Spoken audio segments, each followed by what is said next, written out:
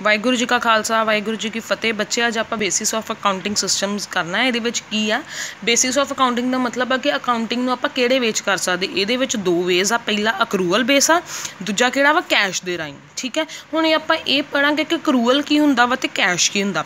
Basis of accounting system दे विच basis of accounting is nothing more than a set of rules. कहंदा कि basis of accounting का सीधा मतलब ये आ कोई भी आप अकाउंटिंग दे विच की करना, रूल फॉलो करना। किन्ने फॉलो करना? अकाउंटेंट ने जिन्हें अकाउंट बनाने। ठीक है, follow rules that the accountant follows in the preparing 3 financial profits reports. Financial reports तुहानूं भी पता किहड़ियां वा? प्रॉफिट एंड लॉस आ, बैलेंस शीट आ एंड कैश फ्लो। बच्चे प्रॉफिट एंड लॉस आप +1 च पढ़ांगे, बैलेंस शीट भी आप +1 च पढ़ांगे, कैश फ्लो आप जाके +2 च पढ़ांगे। ठीक है जी। It tells him when to count certain transactions the records and how to do it. कहता वा कि जिहड़ा बेसिस ऑफ अकाउंटिंग आ वो जिहड़ा अकाउंटेंट नूं ये दसदा वा कि कदों किहड़ी ट्रांजेक्शन लिखनी है। ठीक है जी। हुण इहदे विच उहने मैं तुहानूं पहलां दसदा वा कि The when is the biggest difference when the accrual method and the cash method of accounting।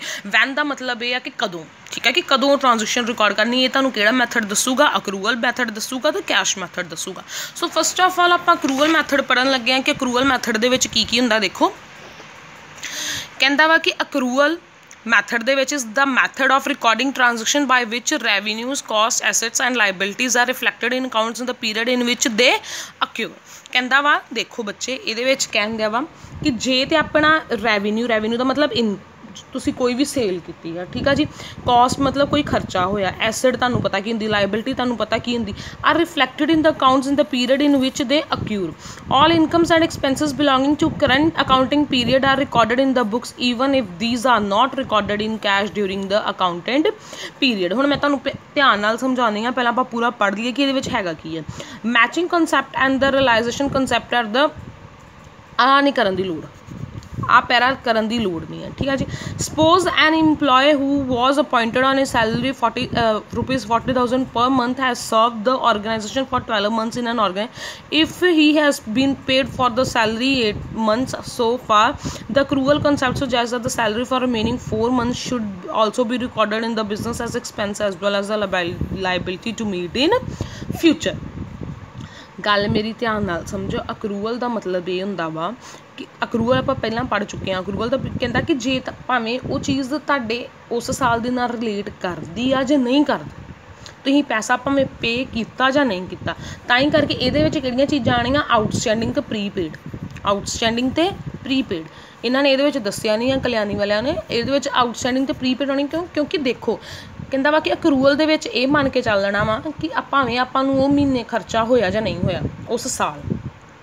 देखो तुसी किसी नूं पैसे देने सी, तुसी नहीं दित्ते, तुसी समान लै आंदा उहदे कोलों बट तुसी उहनूं पैसे नहीं दित्ते, दैट मीनस कि तुसी अगले साल पैसा दोगे।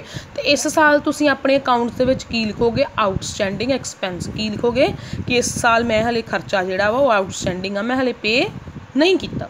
गल समझ आ रही है? ये नहीं आ कि तुसी 2020 का खर्चा ही तो 2021 च पैसा पे करदे, तुसी 2021 च लिखोगे। नहीं, 2021 च नहीं लिखोगे, 2020 च लिखोगे मैं दित्ता नहीं। वो की है तुहाडा की? Outstanding expense. ठीक है जी। ये भी उन्हें यही एग्जाम्पल दी आ कि जे तुसी सपोज सैलरी देनी है, ठीक है ना, उन्होंने अकाउंटेंट नूं जां किसी नूं सैलरी देनी आ, तो उहदे विच उहनूं 12 महीने दी साल 40,000 सैलरी बनती सी। ठीक है जी। 40,000 ऑर्गेनाइजेशन फॉर, ठीक है जी, रुपीज़ पर मंथ, 40,000 वो पर मंथ की सैलरी है। ठीक है जी। तो वो ओबवियसली कितनी बन गई? 4,80,000 12 महीनों की। कहता आपां नूं 8 महीनों की सैलरी देती है बट 4 महीनों की नहीं दी। 4 महीनों की सैलरी कितनी बनूगी उस साल दे विच? 1,20,000। 1,20,000 की आनी आउटस्टैंडिंग सैलरी। 2020 के अकाउंट्स दे विच 1,20,000 की आ आउटस्टैंडिंग सैलरी। आउटस्टैंडिंग का मतलब कि मैं इस साल पे करनी, पर मैं अगले साल ही पे करूँगा, बट लिखना की कि आउटस्टैंडिंग आ, अगले साल दे विच वो चीज़ नूं नहीं लैके जाना। जेड़ा तुसीं उन्हें गल यही कही आ कि जेड़ा तुहाडा इस साल दे विच जेड़ा एक्सपेंस आ, भावें तुसीं नहीं पे कीता भावें पे कीता वा, उन्होंने आउटस्टैंडिंग जां प्रीपेड करके तुसीं लिख सकदे हो। ठीक है जी। advantages of accrual basis, it follows the accounting concept of matching concept of accounting ਕਹਿੰਦਾ ਇਹਦੇ ਵਿੱਚ matching concept ਵੀ ਇਹੀ ਗੱਲ ਕਹਿੰਦਾ ਨਾ ਠੀਕ ਆ। there is a consistency in the computation of profit of different years in accrual basis because it records the expenses and incomes of 12 months for each year। ਇਹ ਗੱਲ ਹੋ ਗਈ ਨਾ ਕਹਿੰਦਾ ਕਿ ਵੈਸੇ ਇਹੀ ਮੈਥਡ ਆਪਾਂ ਯੂਜ਼ ਕੀਤਾ ਜਾਂਦਾ ਵਾ ਕਿਉਂਕਿ ਜਿਹੜਾ ਜਦੋਂ ਆਪਾਂ ਭਾਵੇਂ ਪੈਸਾ ਪੇ ਨਹੀਂ ਕੀਤਾ ਪੇ ਤੇ ਕਰਨਾ ਹੈ ਨਾ ਗੱਲ ਸਮਝ ਆ ਰਹੀ ਹੈ ਨਾ ਪੇ ਤੇ ਕਰਨਾ ਸੋ ਕਹਿੰਦਾ ਵਾ ਕਿ ਤੁਸੀਂ ਉਹ ਪਹਿਲਾਂ ਹੀ ਉਹ ਪੈਸਾ ਇੱਕ ਸਾਈਡ ਤੇ ਲਿਖ ਕੇ ਰੱਖ ਲਿਆ ਵਾ ਆਪਣੇ ਅਕਾਊਂਟਸ ਦੇ ਵਿੱਚ ਲਿਖ ਕੇ ਰੱਖ ਲਿਆ ਕਿ ਹਾਂ ਮੈਂ ਪੇ ਕਰਨਾ ਭਾਵੇਂ ਮੈਂ ਨਹੀਂ ਪੇ ਕੀਤਾ ਬਟ ਮੈਂ ਆਊਟਸਟੈਂਡਿੰਗ ਦੈਟ ਮੀਨਸ ਪੇ ਕਰਨਾ। This basis makes it distinction between capital and revenue items। it depicts true profit or loss because it makes a complete record of cash and credit transactions। ਕਹਿੰਦਾ ਕਿ ਇਹ ਵਾਲੇ method ਦੇ ਨਾਲ ਅਕਰੂਅਲ basis ਦੇ ਨਾਲ ਤੁਹਾਡਾ ਅਕਾਊਂਟਸ ਪੂਰੇ ਸਹੀ ਬਣਦੇ ਆ ਕੰਪਲੀਟ ਬਣਦੇ ਕਿਉਂਕਿ ਤੁਸੀਂ ਕ੍ਰੈਡਿਟ ਵਾਲੀਆਂ ਚੀਜ਼ਾਂ ਵੀ ਲਿਖਾਂਦੇ ਹੋ ਕੈਸ਼ ਵਾਲੀਆਂ ਕਿਉਂ ਕ੍ਰੈਡਿਟ ਵਾਲੀ ਕਿਹੜੀ ਹੋਗੀ ਕ੍ਰੈਡਿਟ ਵਾਲੀ ਕਿਹੜੀ ਹੋਗੀ ਦੇਖੋ ਤੁਸੀਂ ਚੀਜ਼ ਲੈਣ ਦੀ ਕ੍ਰੈਡਿਟ ਦਾ ਮਤਲਬ ਇਹੀ ਹੋਇਆ ਨਾ ਮੈਂ ਤੁਹਾਨੂੰ ਸਮਝਾਇਆ ਕਿ ਚੀਜ਼ ਲੈਣ ਦੀ ਪਰ ਤੁਸੀਂ ਪੈਸਾ ਨਹੀਂ ਪੇ ਕੀਤਾ ਤੁਸੀਂ ਉਸੇ ਸਾਲ ਹੀ ਲਿਖਦੇ ਜੋ ਕਿ ਆਊਟਸਟੈਂਡਿੰਗ ਐਕਸਪੈਂਸ ਆ ਕਿ ਆਊਟਸਟੈਂਡਿੰਗ ਖਰਚਾ ਵਾ ਕਿ ਮੈਂ ਅਗਲੇ ਸਾਲ ਪੇ ਕਰਨਾ ਇਸ ਸਾਲ ਆਊਟਸਟੈਂਡਿੰਗ ਆ ਦੈਟ ਮੀਨਸ ਨਹੀਂ ਪੇ ਕੀਤਾ ਦੈਟ ਮੀਨਸ ਇਸ ਸਾਲ ਕੀ ਹੋ ਗਿਆ ਕ੍ਰੈਡਿਟ ਹੋ ਗਿਆ। This basis is recognised by the companies act 2013 ਤੇ ਇਹ ਜਿਹੜਾ ਐਕਟ ਆ ਜਿਹੜਾ 2013 ਕੰਪਨੀਜ਼ ਐਕਟ ਦੇ ਥੱਲੇ ਕੀ ਆ ਵੈਰੀਫਾਈ ਆ ਠੀਕ ਆ ਜੀ ਉਹਨਾਂ ਨੇ ਰੈਕੋਗਨਾਈਜ਼ ਆ। डिसएडवांटेजेस की है देखो बच्चे this is not as simple as cash basis of accounting कहता है सिंपल मैथड नहीं है बट अपन यूज़ यही करना पैना ठीक है जी। It requires the use of estimates and personal judgements examples provision for doubtful debts is certain created on the basis of past data कहता है कि ऑबवियसली ये ज़्यादा नॉलेज चाहिए अक्रूवल बेसिस कि नॉलेज होनी चाहिए फिर ही तुम काम कर सकते हो जो ये लेमैन मतलब कि एक आम आदमी नहीं कर सकता जोड़ा पढ़िया लिखा होगा वही कर सकता है। डाउटफुल डैट्स का मतलब होंगे जिदा किसी ने पैसा नहीं पे किया तुहानूं ठीक है जी पैसा नहीं पे किया तो तुसीं उहदे उत्ते प्रोविजन वाली प्रोविजन मतलब पैसा पहले ही साइड पर करके रख लिया कि जे मैनूं पैसा ना आया कस्टमर वालों तो आ मैं पैसा यूज़ करना ठीक है जी।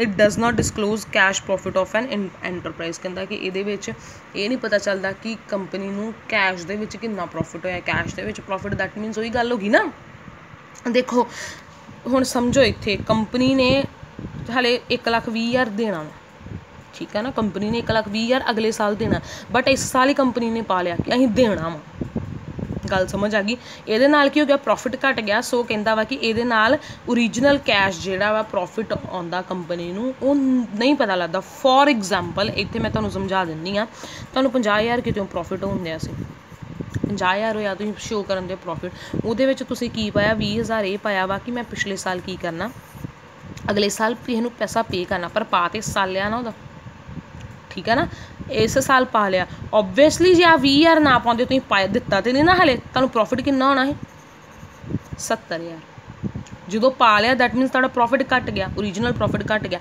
बट तुसीं दिता नहीं है हले देना तो अगले साल तुम आउटस्टैंडिंग च रखन दे जो दैट मीनस कि उदा तुहाडा ओरिजिनल प्रॉफिट कितना वा 70,000 उही गल ये कह रहा है कि ओरिजिनल प्रॉफिट नहीं पता लगता ठीक है जी।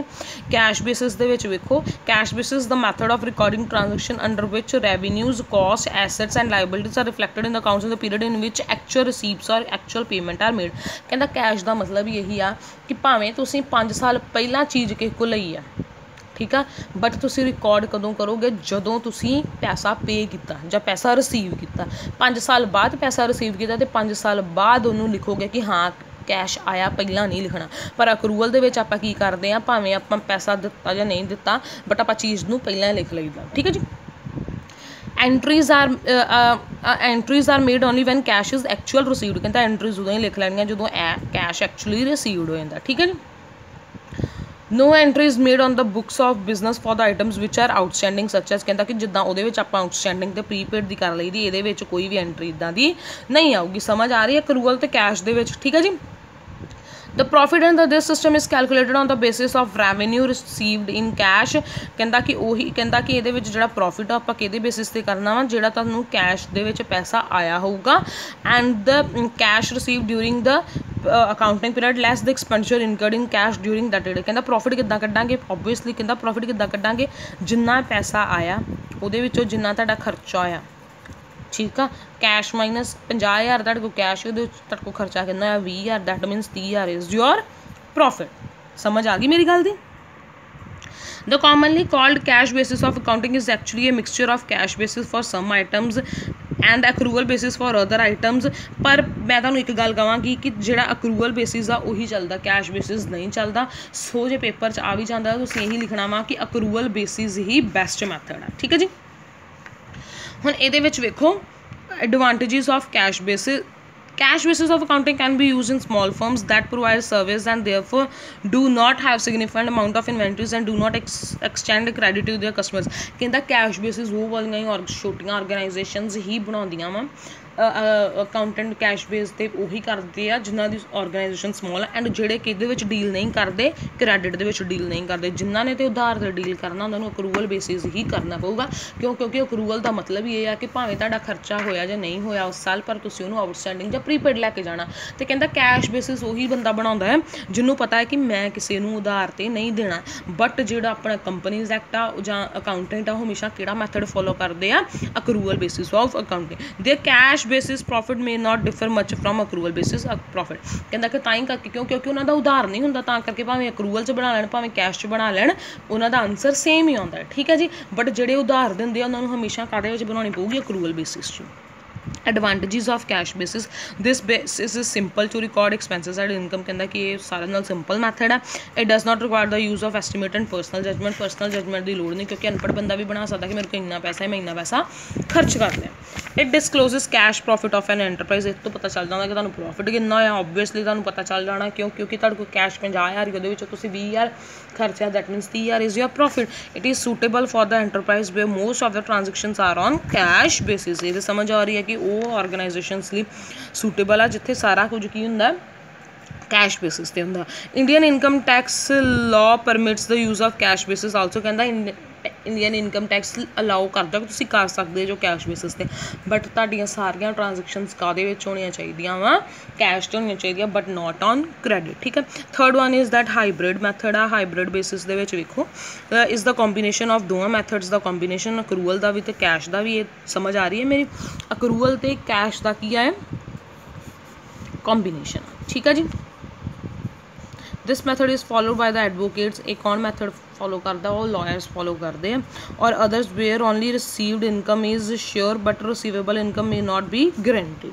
कहता वा कि ये चीज़ां कौन कहता वा कि किसी टाइम होंदा वा कि कोई एंटरप्राइज दोवें मैथड यूज़ करती, कैश भी तो अक्रूवल भी। कैश तो अक्रूवल का मतलब है कि जिहड़ी आइटम तुहानूं कैश चाहिए जाती वो कैश लिखी जाओ एंड जिहड़ी तुहानूं नहीं आती उन्होंने कच लिखी जाओ आउटस्टैंडिंग दे विच। ठीक है जी। The expenses are recorded on accrual basis, paid on and payable, while income are recorded on cash basis received only. वही गल होगी कि जो तुहानूं पैसा होगा उदों रिकॉर्ड करी जाओ, जो नहीं आया उदों ना रिकॉर्ड करो। ठीक है जी। हुण एक गल होर आ, कैश मैं तुहानूं अज कैश सिस्टम दी ते मर्सेंटाइल सिस्टम दी अज मैं डिफरेंस तुसीं करना है ते मैं तुहानूं आ चैप्टर अज खत्म करना है। मैं शाम तक दूसरी वीडियो भी पाउणी आ कि आ सम्स किद्दां करने हैं। ठीक है जी। इनू करो ते समझो। ठीक है।